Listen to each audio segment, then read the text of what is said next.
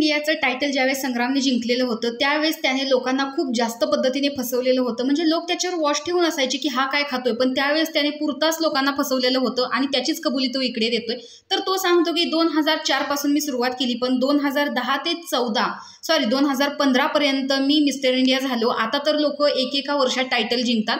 आमच्या वेळेस पहिल्यांदा 10 वर्षातून एकदाच मिस्टर इंडियाची कॉम्पिटिशन व्हायची आणि इंडियातून जवळपास 500 लोक येत होते। तर त्यावेळेस मग 10 रुपयाला 10 अंडी यायची, म्हणजे 1 रुपयाला 1 अंड होतं। अशी 100 रुपयाची 100 अंडी, पण मी दिवसाला 40 अंडी खात होतो। बाकी कुठलेही प्रोटीन नाही, चिकन मटन मला आवडत नाही। आणि चीट डे असतो, त्या चीट डेला मी डाळ भात खायचो, कारण मला राईस खूप आवडतो, त्याच्यामुळे मी खात होतो। बायकोने विषय केला असता तर तो वेगळा होता मटणाचा, पण बायकोच करत नव्हती त्यामुळे मी देखील खात नव्हतो। तर लोकांना असं वाटायचं की मी टायटल मारतोय, हा काय खातोय, म्हणून माझ्यावरती सगळे लोक वॉच ठेवून असायचे। मग मी खायचो पाणीपुरी, जायचो तरी पाणीपुरी खायला, कारण पाणीपुरी म्हटल्यावर सगळ्यांच्याच तोंडाला पाणी सुटतं। पण मी प्लेट भरून रगडा घ्यायचो आणि त्याच्यावर नुसती एक पुरी टाकायला सांगायचो आणि त्यांना वाटायचं की पाणीपुरी खातो, ह्यानं खाल्लं म्हणजे आपण पण खाऊ शकतो।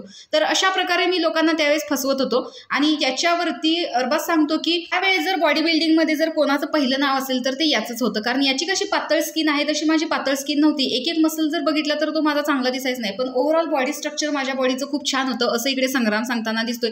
तर त्याच्या या बॉडी बिल्डिंगच्या गोष्टी सगळेजणच इथे लक्ष देऊन ऐकण्यासाठी उत्सुक दिसतात। तर तुम्ही संग्रामच्या बॉडी बिल्डिंगच्या गोष्टी ऐकण्यासाठी किती उत्सुक आहात हे कमेंट बॉक्समध्ये नक्की सांगा। अशाच बिग बॉसच्या नवनवीन अपडेट्स पाहण्यासाठी आपल्या चॅनलला सबस्क्राईब करा। तोपर्यंत बाय।